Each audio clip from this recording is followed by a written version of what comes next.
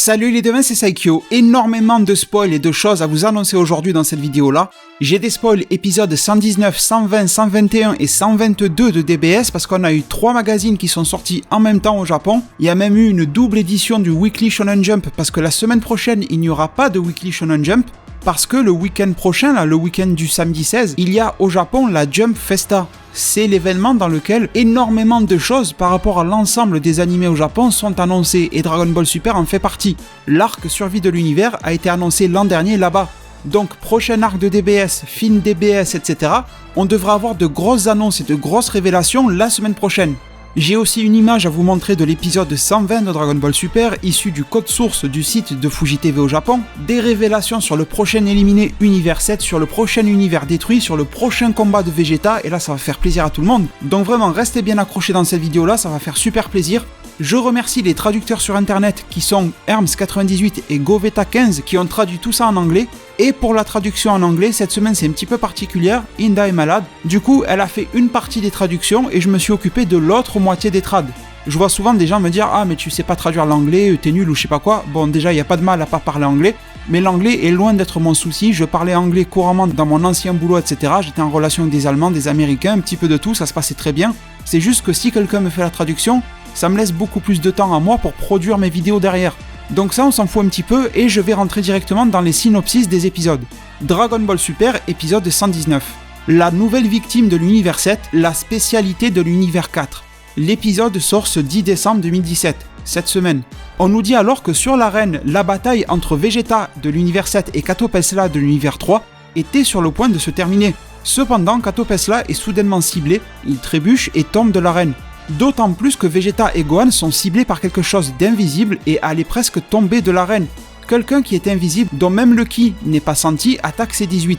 Il s'est avéré que la personne invisible est le guerrier de l'univers 3, Gami Saras. C18 ne sait pas comment combattre un guerrier invisible. Dragon Ball Super, épisode 120. Une stratégie de survie parfaite, les assassins menaçants de l'univers 3. Le 17 décembre 2017. Piccolo est tombé accidentellement de l'arène. Mais le formidable ennemi venant de l'univers 4 et l'insecte Damon ont été vaincus par les guerriers de l'univers 7, ce qui a conduit à l'anéantissement de l'univers 4. Il ne reste que les univers 3, 7 et 11. Sachant que l'univers 11 possède Jiren, un formidable guerrier, et la stratégie de l'univers 3 a fini par payer, puisque la majorité des guerriers de cet univers sont toujours dans le tournoi. Le moment est venu pour l'univers 3 de combattre. Le guerrier de l'univers 3, Kotsukai, et ses coéquipiers attaquent Goku, et son équipe tous en même temps. Ensuite, l'épisode d'après, Dragon Ball Super, épisode 121. Attaque totale, ou guerre totale, un petit peu comme vous voulez. La fusion Ultima 4, l'attaque totale de l'univers 7, ou l'attaque maximale. Et la traduction nous précise que l'on nous parle d'une fusion Ultima 4 de corps de robots. Cet épisode-là sera diffusé le 24 décembre 2017. Les guerriers de l'univers 3 fusionnent et défient Goku, dans un combat dans lequel la survie des deux univers est enfin mise en jeu. Toutefois, il semble que l'univers 3 a toujours quelques secrets. Ensuite, les devins, notez bien qu'il n'y aura pas d'épisode le 31 décembre 2017. Il y aura un épisode pour le soir de Noël, mais pas pour le soir du Nouvel An. Et là, pour l'épisode 122, c'est vraiment celui qui fait monter la hype le plus possible. Mais malheureusement, aujourd'hui, je n'ai pas de synopsis pour vous. Mais on est déjà en 2018, on va vraiment dans le futur. Le 7 janvier 2018, Dragon Ball Super épisode 122. Il parie sa fierté, Vegeta défie le plus fort. Note de traduction, on peut aussi dire il mise sa fierté. Paris, mise, ça revient au même. Donc ensuite je vous relis la même chose mais dans un autre magazine cette fois-ci. Et là ce sont uniquement pour les épisodes 120, 121 et 122. Vous allez voir que ça dit à peu près la même chose, mais il y a quand même quelques détails qui sont un tout petit peu nouveaux. Donc le titre de l'épisode reste le même, une stratégie de survie parfaite, les assassins menaçants de l'univers 3. Cette fois-ci, on nous dit que les guerriers de l'univers 3 affrontent Goku. Goku et son équipe affrontent les guerriers adverses qui se sont transformés et qui sont un petit peu chauds pour combattre, c'est ce qui est dit. Ces spoils nous racontent aussi qu'il y aura l'aide supplémentaire de Gohan qui va faire un Kamehameha, mais malgré tout, les guerriers fusionnés de l'univers 3 sont enflammés sur, je pense que c'est un petit peu comme Fairy Tail, vous voyez Natsuha, je m'enflamme, et il semble qu'ils ont gagné. Ça c'est pour la fin de l'épisode 120. Ensuite on passe à l'épisode 121, le titre est également le même, la fusion à 4 corps, etc. Et pour cet épisode 121 du 24 décembre, on nous dit que Paparoni c'est lui là, celui qui ressemble un petit peu à un savant fou, il crie à tout le monde, en tout cas à la team de l'univers 7, je vais vous montrer le secret de l'univers 3. Et là, il nous est dit qu'un flash intense, lumineux, est en train d'envelopper l'arène du tournoi du pouvoir, Goku, Gohan et Vegeta se protègent avec leurs mains justement de cette lumière-là. C17 et C18 se protègent aussi. Et d'ailleurs, ça me fait penser à une chose, c'est que si on nous dit précisément, c'est pas un peu bizarre pour vous cette phrase Goku, Gohan et Vegeta qui bloquent avec leurs mains, tandis que C18 et C17 bloquent mais en étant tête au sol. Un petit peu, vous avez vu quand il y a un tremblement de terre, je sais pas, on voit souvent des images de tremblement de terre au Japon, dans les bureaux, les travailleurs et tout ça, ils se mettent tous tête au sol. Du coup, je me suis dit, C17 et C18 sont normalement largement puissants pour résister à cela. C17 a même la barrière de protection, pourquoi ils ne le font pas? Eh bien, j'ai une petite idée à vous proposer aussi.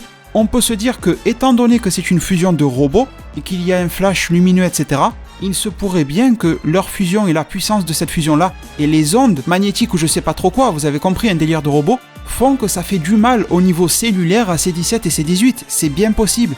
Et du coup, on comprendrait pourquoi C17 et C18 ne sont pas capables de combattre ce robot-là, et sont forfaits de base, parce que rien que la seule présence de ce robot pourrait causer du tort, et créer beaucoup de douleur et même une paralysie, je ne sais pas, quelque chose comme ça, ou rendre plus faibles C17 et C18 à cause de ce champ magnétique ou bon. Encore une fois, rien ne nous confirme que ça va se passer comme ça, mais les spoils insistent sur le fait que C18 et C17 spécialement bloquent tout ça la tête au sol, donc je ne sais pas mais ça peut être intéressant. Donc on a la confirmation grâce à ce deuxième spoil que uniquement Piccolo va se faire sortir, mais en épisode 121, C18, C17 seront toujours là. Et on nous rajoute que dès que ce champ lumineux disparaît, une silhouette très très large de Anisara apparaît. Anisara, on va en parler après, j'ai forcément ma petite idée là-dessus, vous aussi je pense. Et ensuite, Dragon Ball Super épisode 122, on nous dit la même chose, exactement pareil, c'est le titre de l'épisode donc c'est normal. Il mise sa fierté, le plus grand ou le plus puissant challenge de Vegeta. Quand je vous dis un mot ou l'autre, c'est juste que vous comprenez les difficultés un petit peu de traduction. Capter le sens d'une phrase juste avec un seul mot, des fois c'est pas bien possible. Et j'essaye d'être le plus clair avec vous. Et enfin les devins, on a aussi le Weekly Shonen Jump qui s'est donné à cet exercice-là de nous proposer des spoils. Là, ça concerne uniquement les épisodes 120 et 121. Le titre de l'épisode 120 reste le même, je vais pas vous le répéter une troisième fois. On nous dit que l'univers 3 va lancer des attaques puissantes, qu'il y a une menace d'un guerrier fusionné. On nous reconfirme que Goku et sa bande ont battu et donc éliminé l'univers 4, donc vraiment bye bye Kitera, et qu'ils se mettent maintenant à attaquer l'univers 3, l'univers des robots. Et là, ici, on nous propose quelque chose d'un petit peu plus sympa. On nous dit maintenant que Gohan défie l'ennemi qui a gagné massivement en puissance de combat après avoir fusionné. Et ça correspond peut-être à cette image-là. Justement, cette image issue du code source de l'épisode 120 sur Fuji TV. On voit Gohan qui prend le devant avec Vegeta et Goku en retrait. Nous rappelant un petit peu l'époque de Dabura, justement, dans le vaisseau de Babidi, dans lequel Gohan s'était mis en avant, justement. Mais tout ça, on s'en reparle dans quelques minutes. Et enfin, pour finir la lecture, l'épisode 121 d'après le Weekly Shonen Jump cette fois-ci. Le titre, toujours le même, aucun souci. Et on nous dit que la bataille entre l'univers 7 et l'univers 3 atteint son climax, donc comprenez par là son maximum. Et on nous dit aussi que les attaques de Gohan semblaient avoir porté leurs fruits. Donc en gros, on pensait que l'univers 7 avait gagné. Sauf que l'univers 3 a une technique secrète qu'ils vont faire ressortir. Et on nous redit à la fin que la bataille contre l'univers 3 atteint son climax. Donc beaucoup de teasing, beaucoup de choses très intéressantes. Forcément, le titre de l'épisode 22 avec Vegeta qui se bat contre le plus puissant, etc. Ça a dû vous marquer, moi aussi. C'est des trucs de fou, hein, vraiment. Niveau spoil, je pense que les gens qui aiment pas les spoils, là, ils sont en train de s'étouffer. D'habitude, les spoils, ils sont beaucoup dans l'aspect du teasing, on ne sait pas trop ce qui va se passer, etc. Donc, je vais reprendre quand même point par point. Par exemple, on va faire dans l'ordre. Épisode 119. Qu'est-ce qu'on peut en avoir à redire après avoir lu ces spoils? Eh bien déjà, on comprend que Vegeta ne se fera pas éliminer, et ça c'était clair et net. Et visiblement, ce n'est pas Vegeta qui va éliminer Katopes là, c'est un petit peu dommage. Mais d'après ce que je comprends, d'après ma lecture, ça sera Damon et Gamisaras qui vont s'en occuper parce que Katopelsa est soudainement ciblé et idem pour Vegeta et Gohan. Donc on comprend que beaucoup de monde va se faire cibler un petit peu au dernier moment, sûrement que Kitera va donner un petit peu le top départ à Damon et Gamisaras et que Damon et Gamisaras vont attaquer en traître justement pour éliminer des mecs qui ont déjà leur combat. Regardez, Gohan et Piccolo vont être occupés par Shansa qui va leur envoyer des illusions justement de Botamo, de Lavenda, de Basile, de Sorel, tout ce genre de personnages éliminés du tournoi du pouvoir. Donc c'est une technique traître et fourbe, mais ça ressemble totalement à l'univers 4, et puis ça n'est pas interdit, donc on ne peut rien dire. On nous fait comprendre que ça va être le même cas pour C18, mais on a bien vu qu'elle sera toujours là en épisode 121, donc pas trop d'inquiétude à se faire pour elle. Et bien sûr que ça va à l'encontre de la prédiction que je vous ai fait dans ma revue du futur d'épisode 119. Bon, il y a beaucoup de choses qui sont très similaires à ma review du futur et dans les spoils, mais sur le cas de C18, bien sûr j'avais faux, et ça il n'y a aucun souci avec ça, vous me connaissez bien maintenant. Quand c'est juste ou quand c'est faux, je suis pas du genre ni à pleurer quand c'est faux, ni à jubiler extrêmement fort quand j'ai juste. Forcément, il y a toujours une joie quand ça se réalise, mais voilà, je suis pas là à sauter sur la table. Donc, en tout cas, ça veut dire que les scénaristes, je ne sais pas si c'est la Toei, si c'est Toriyama ou quelqu'un d'autre, etc. Mais en tout cas, tous ces gens-là, ils ont de meilleurs plans, d'après ce que je comprends, pour C18 que pour Piccolo. Et en tant que fan depuis tant d'années de Dragon Ball, je suis pas en train de dire que je suis le plus grand fan du monde ou quoi que ce soit, je m'en fous. Je suis juste un fan parmi tant d'autres. Ben je trouve que c'est quand même dommage de mettre de côté Piccolo, alors je ne peux pas juger sans avoir vu les épisodes. Peut-être que d'ici là Piccolo va briller, mais quand je lis les spoils, j'en ai pas l'impression. Et si pour la Toei Animation, faire briller Piccolo, c'est uniquement ce qu'on a vu en épisode 118, balancer un macaco Sampo avec une pose un petit peu cool, non, pour moi c'est pas ça Piccolo qui brille. Pour moi Piccolo qui brille, c'est au moins Piccolo qui a un épisode pour lui. Je veux dire, le personnage le mérite. Donc si Piccolo sort avant C18 et qu'il n'a même pas de phase où il brille ou quoi que ce soit, surtout que l'on nous dit dans l'autre version des traductions, que je vais vous afficher un petit peu, je vais essayer d'alterner un petit peu les trucs, on nous dit que Piccolo a trébuché un petit peu malencontreusement du tournoi du pouvoir. S'ils nous font le coup de Piccolo qui marche sur une peau de banane, il glisse et il tombe là-bas dans le monde du vide, ça va mal le faire, sincèrement.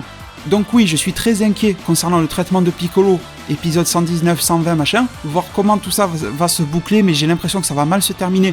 Un petit peu comme dans le tournoi Univers 7, Univers 6 face à Frost, et C18, eh bien de meilleurs plans sont préparés pour elle que pour Piccolo. Piccolo, le personnage bien plus historique dans la série Dragon Ball que C18. Je ne sais pas ce que vous pensez de C18, elle fait partie à part entière de la Team Z, il n'y a aucun souci avec ça, mais je la relais un petit peu plus au niveau des personnages secondaires de l'œuvre, même si Piccolo, lui aussi, il est un personnage secondaire au final. Mais je pense que vous vous rendez bien compte que c'est pas le même niveau d'implication et même de qualité d'écriture qu'il y a pu y avoir entre Piccolo et entre C18 historiquement dans la franchise Dragon Ball. Donc on verra bien, je ne peux pas crier au scandale avant que le scandale n'existe ou n'existe pas, on verra le moment venu, mais ça commence à sentir mauvais à ce niveau-là. Mais bon, même si je redoute énormément la manière dont Piccolo va être éliminé, j'ai peur que ça soit super rapide et expéditif et que l'on oublie Piccolo comme ça en un claquement de doigts, il faut reconnaître, et ça je le dis depuis plusieurs semaines, que l'élimination de Piccolo est parfaite pour mettre en avant Gohan. Gohan ne peut pas briller avec Piccolo à côté, en tout cas, de la manière dont la Toei Animation nous le raconte, ça n'est pas possible. Bien sûr qu'en réalité, Gohan peut briller aux côtés de Piccolo, mais c'est juste que les scénaristes qui gèrent cette histoire-là ne font pas du tout en sorte que Gohan puisse briller dans cette condition-là. Donc oui, résultat des courses, Piccolo sorti veut dire un Gohan qui va prendre beaucoup plus de responsabilités sur ses épaules, et donc beaucoup plus de combats à lui tout seul aussi. Après, des trucs mauvais, je pense que c'est le seul truc que j'ai lu des spoils, le reste me plaît beaucoup. Il n'est pas précisé comment Vegeta et Gohan vont se faire sauver, mais on peut imaginer Piccolo qui va tendre ses bras pour les ramener à Vegeta et Gohan sur le ring du tournoi du pouvoir, et Piccolo va devoir se sacrifier pour sauver Vegeta et Gohan, il va vouloir y mettre toute sa force ou je sais pas trop quoi, ou se prendre une explosion dans le dos et tomber. Et ensuite, concernant cet épisode 119, il y a un truc qui m'intéresse aussi, c'est les formulations de phrases. On sait très bien que Damon et Gamisaras, je vais vous afficher les images, ils ont le même physique. Ils ont juste la couleur de peau et des yeux qui changent, mais sinon c'est à peu près les mêmes. Et d'après ce que l'on a compris, ils vont avoir les mêmes attaques explosives. Donc nous, on s'est dit dans nos têtes que les deux étaient un petit peu comme des frères jumeaux et qu'ils avaient les mêmes aptitudes, etc. Sauf que quand on lit bien ce qui est écrit, on nous dit que le guerrier invisible est Gamisaras. On ne nous dit pas que Damon est invisible. Donc, est-ce que c'est juste une formulation de phrase pour faire bien et Gamisaras est un insecte minuscule pareil que Damon? Ou est-ce que l'on aurait deux êtres peut-être de la même race mais un petit peu différents? Par exemple, Damon, il serait tout petit minuscule un petit peu comme Ant-Man, et Gamisaras, lui, serait réellement invisible. Pourquoi pas après tout? Et même d'avoir un Gamisaras qui soit très grand en termes de taille. Ça pourrait même être drôle qu'ils soient frères, un qui est minuscule mais visible, et un qui est géant, enfin en taille humaine, mais qui est invisible. Bon, pourquoi pas? Après, maintenant, on passe à l'épisode 120. Et là, bon, dans les synopsis, on nous confirme que Piccolo est tombé de l'arène accidentellement, c'est pour ça que j'en ai peur. On nous confirme aussi que les ennemis de l'univers 4 et l'univers 4 ont été vaincus, ce qui a conduit à l'anéantissement de l'univers 4. Donc il n'y a aucun doute sur le petit Shansa, le machin bleu. L'univers 4 a été anéanti, donc détruit par Zeno. Shansa est passé à la poubelle aussi, c'est pareil. Donc il ne reste que univers 3, 7 et 11. C'est à peu près normal, il ne nous reste que 10 minutes de tournoi. Mais je pense que l'univers 3 va pas faire long feu, il risque de dégager en fin d'épisode 121 et d'avoir une destruction univers 3, fin épisode 121, début épisode 122, quelque chose comme ça. Et après on va faire tirer tout le tournoi avec l'univers 7 et 11. Et je pense aussi alors que pas mal de personnages côté univers 7 vont se faire dégager dans pas très longtemps. C17, C18, Freezer, ça devrait sortir dans pas trop longtemps. Et dites-moi ce que vous pensez de cette idée-là. On pourrait se dire que l'univers 7 ne va plus perdre personne jusqu'à la fin d'épisode 121, À partir de l'épisode 122, comme on l'a vu dans les spoils, mais on va en parler après, je prends un petit peu d'avance, on aurait Vegeta contre Jiren. On suppose que sur un premier round, Vegeta ne va pas forcément gagner et va se prendre une raclée. Attention, ça ne veut pas dire que Vegeta ne va pas mener un beau combat. Il peut même aller à l'Ultra Instinct, pourquoi pas. Mais le résultat des courses, je ne pense pas qu'on aura un Vegeta victorieux. Ou alors un Vegeta qui va s'épuiser par manque de stamina ou quelque chose comme ça. Donc ce que je visualise dans ma tête, pourquoi pas, ça serait une manière d'écrire la suite du tournoi, c'est à partir de l'épisode 123, vous avez Goku fatigué parce qu'il récupère, vous avez Vegeta fatigué parce qu'il a perdu contre où il s'est épuisé de stamina machin face à Jiren en épisode 122, Goku et Vegeta sont exactement dans la même situation, et on a vu que Gohan va passer devant pour combattre le robot méga fusionné machin de l'univers 3. Donc Gohan peut en sortir victorieux dans un combat qui sera hyper compliqué, et donc en ressortir aussi fatigué. Donc après, côté univers 11, il reste Toppo, Dispo et Jiren. Sauf que Goku, Gohan et Vegeta sont claqués, sont foutus. Mais côté univers 7, il reste aussi Freezer, C17 et C18. Ça ferait du 3 contre 3, ça permettrait par exemple de dégager C17 et C18, ça permettrait d'avoir, je sais pas moi, une double élimination entre Toppo et Freezer ou Dispo, parce qu'on a bien vu récemment Dispo qui disait qu'il ne pouvait pas se blairer Freezer. C'est du combat à très haut niveau, à très grande vitesse, ça permet de dégager côté univers 7 et côté univers 11, et après on aurait Gohan, Goku et Vegeta qui auront récupéré un minimum, qui vont revenir sur le devant de la scène, soit face au trio Dispo, Toppo, Jiren, soit face à un duo, Jiren Toppo ou Jiren Dispo. Ça me semble assez équilibré comme ça, et ça ferait une écriture de scénario d'épisode qui serait plutôt cool pour ne pas en arriver direct à une finale un petit peu trop prématurée. Dites-moi en zone commentaire ce que vous en pensez. Ça laisse le temps à nos héros Saiyans de récupérer et de trouver la clé pour de nouveaux power-up, maîtriser, stabiliser, etc. Ça me semble pas non plus abusé comme prédiction. C'est pas un truc, ouais, il va devenir Super Saiyan White ou je sais pas quoi. Non, on en est loin de ça. Ça me paraît assez terre à terre. Donc dites-moi vraiment en zone commentaire si vous pouvez faire pause dans la vidéo et me dire, ça serait plutôt sympa. Et donc sinon, si l'on revient vraiment directement dans l'épisode 120, parce que là j'étais un petit peu parti vers le futur de la série, qu'est-ce qu'on nous dit d'autre ? Eh bien tout simplement que ça va être le moment d'attaquer pour l'univers 3. Je pense qu'on a bien compris le délire, la fusion, etc. C'est aussi le thème de l'épisode 121. Et étant donné comme ça a été super rapide avec l'univers 4, qui se fait détruire en épisode 119, je ne pense pas que l'univers 3 aura droit à plus de 2 épisodes pour lui. 120, 121, comme je vous ai dit tout à l'heure, ça m'étonnerait que ça continue encore beaucoup plus. Surtout qu'ils vont fusionner ensemble, donc ça va faire 4 personnages qui vont dégager d'un coup quand Gohan ou autre les aura éliminés. Et sur cette version-là des traductions, j'ai pas grand-chose à vous en dire, mais je vais vous afficher celle-ci que je vous ai lue tout à l'heure. Donc, du détail au niveau des attaques, la lumière, le Kamehameha de Gohan, etc. Bon, ça, y a pas de souci. On nous donne l'impression que l'univers 7 a gagné en épisode 120 face à l'univers 3, mais l'univers 3 a encore des ressources justement dans leur manche, qui va faire qu'en épisode 121, Paparoni va se chauffer avec tout ça. Et je me demande si on ne va pas avoir 2 fusions côté univers 3.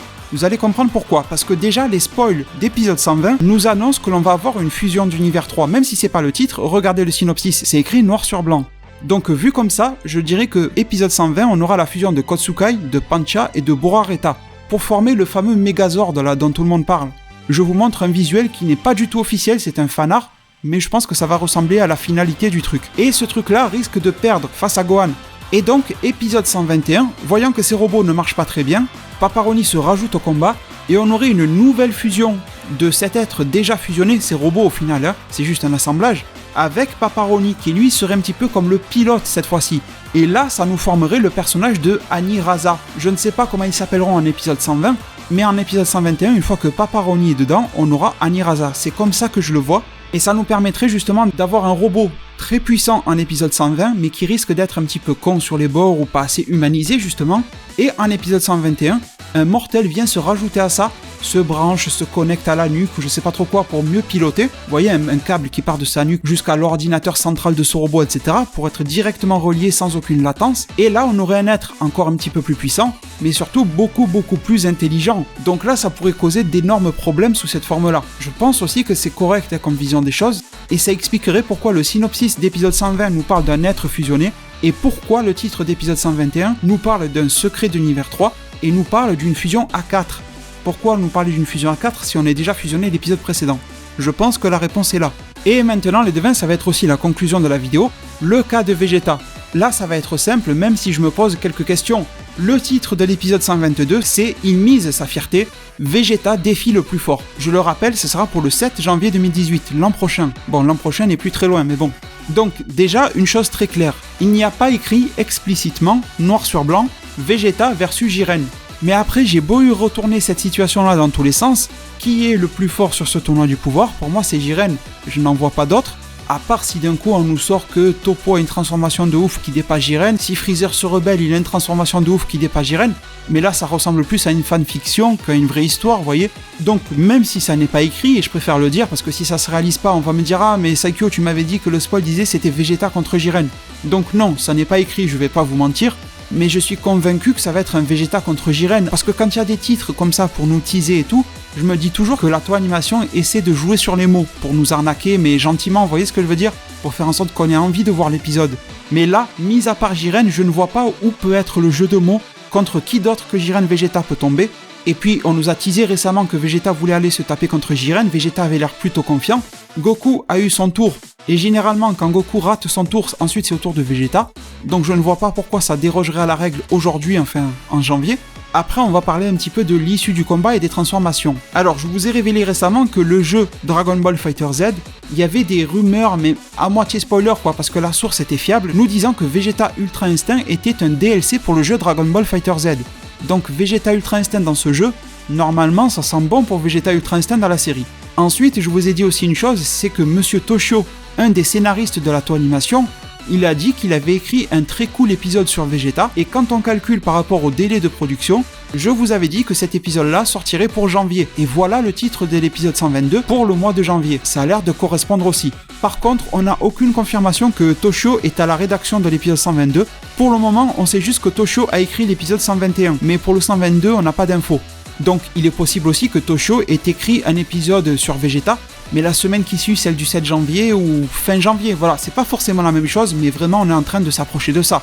Une autre chose à savoir pour cet épisode 122, c'est que Monsieur Takahashi, un animateur justement de la Toei Animation, sera de retour pour l'épisode 122, l'épisode concernant Vegeta. Donc ça ne veut pas dire qu'il va faire tout l'épisode forcément. Je n'ai même pas regardé s'il sera superviseur de l'animation ou pas, je pense que oui, normalement oui, ce qui est plutôt une bonne nouvelle parce que le superviseur de l'animation, même s'il n'anime pas tout, son rôle c'est quand même de tout corriger et de revoir à sa sauce. Donc ça donne une ambiance globale pour un épisode.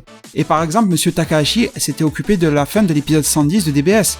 Le passage Goku Jiren qui colle tête contre tête et tout ça. Voilà, c'est ce genre de choses, très très classe. Donc mettre un animateur de renom. Normalement, on aura Monsieur Toshio aussi qui est un scénariste de très très bonne qualité. Sur cet épisode-là de Vegeta, je pense pas que c'est pour voir Vegeta manger des cacahuètes. Je pense qu'il y aura quand même quelque chose. Mais après, le résultat de ce combat-là est hyper compliqué à prédire parce qu'il faut rester logique. Je suis un énorme fan de Vegeta, je vous ai dit. Si on ne compte pas les fusions parce que je préfère Végéto, Vegeta reste mon personnage préféré. Mais il faut mettre de côté l'aspect fanboy et se dire que pour le moment, Vegeta n'a que le Super Saiyan Blue. Il n'a ni Kaioken ou quoi que ce soit. Et on a très bien vu que Goku Kaioken x20 ne pouvait pas faire grand chose face à Jiren. Donc déjà, techniquement, le Vegeta actuellement ne peut pas faire des masses de choses. On se rappellera tout de même qu'avant de partir pour ce tournoi du pouvoir, Vegeta a passé un tout petit peu, quelques heures dans la salle de l'esprit et du temps. Je pense pas que ça soit un temps de fou pour trouver une nouvelle transformation ou quoi, mais ça reste plutôt sympa, mais je ne pense pas qu'il faut compter trop sur ça non plus. Donc en gros, il n'y a pas des milliers de solutions pour Vegeta. Soit Vegeta, il y va avec toutes ses forces en Super Saiyan Blue, il se fait éclater et c'est retour à la case départ. Mais étant donné que Monsieur Takahashi a été appelé pour ça, je ne pense pas que ça sera uniquement pour du Super Saiyan Blue, ça me ferait un petit peu chier d'ailleurs. Après, on a tout simplement le même cas que pour Goku. Vegeta se prend une raclée, il frôle la mort sur je ne sais quelle attaque qui est repoussée par Jiren, un coup dans la nuque ou je sais pas trop quoi. Vegeta passe en Ultra Instinct, et là Jiren va commencer à être un tout petit peu en tout cas dans la merde, mais pas trop parce que Vegeta devrait perdre cette forme-là, et pourquoi pas derrière nous lancer sur l'intrigue dont je vous parlais tout à l'heure, C17, C18 et Freezer qui prennent un petit peu le relais sur les combats, pourquoi pas. Si Goku, Vegeta et Gohan sont HS, c'est tout à fait logique en fait. Et après, bien sûr, il y a aussi l'optique dans laquelle Vegeta pourrait débloquer quelque chose d'autre, quelque chose de nouveau. Sincèrement, j'y crois pas trop à ça. Je pense que Vegeta peut tout à fait débloquer un Ultra Instinct un petit peu différent. Ultra Instinct offensif, le Goku défensif, vous voyez, un truc comme ça. Mais avoir quelque chose de totalement nouveau, genre transformation de Super Saiyan originel ou je sais pas trop quoi, c'est possible, mais ça me chauffe pas trop vu l'ambiance de la série. Donc sincèrement, si vous voulez mon avis, je ne pense pas que cet épisode a été mis en place pour rien. Si c'est juste pour voir Vegeta prendre une raclée, tu ne peux pas mettre un scénariste, un animateur comme ça, payer si cher en même temps pour juste ça. Un épisode lambda te fera le travail aussi bien, vous voyez ce que je veux dire? Donc cet épisode 122 va envoyer du lourd, c'est clair et net. J'ose espérer que l'intrigue Vegeta contre Jiren ne se terminera pas en un seul épisode. Dragon Ball Super va super vite quand même dans la chronologie de ces épisodes, donc je crains que oui. Mais vraiment, une hype énorme pour moi de ce côté-là. Le 7 janvier est vraiment une date à attendre, tout comme la semaine prochaine avec la fameuse Jump Festa qui va nous en révéler énormément sur l'avenir de Dragon Ball Super en 2018 et de la franchise Dragon Ball de manière générale. On en saura énormément de choses. S'il y a un film sur Yamoshi, s'il y a une nouvelle série Dragon Ball qui ne serait plus Dragon Ball Super mais autre chose, s'il y a la fin de Dragon Ball Super, enfin voilà. Tout sera dit la semaine prochaine, que ça soit du bon ou du pas bon, tout sera dit la semaine prochaine. Du coup les devins, cette PLT était peut-être historiquement longue, mais que vous me connaissez, je m'en fous, je fais des vidéos comme je le sens. J'espère que ces infos-là et le partage de mes réactions vous a plu, et j'espère par-dessus tout pouvoir vous retrouver très nombreux au niveau des soutiens, ça passe par les likes, les fameux j'aime sur cette vidéo-là, c'est vraiment super important et je vous en remercie d'avance. Prenez tous très bien soin de votre futur, et à plus pour les prochains arts divinatoires.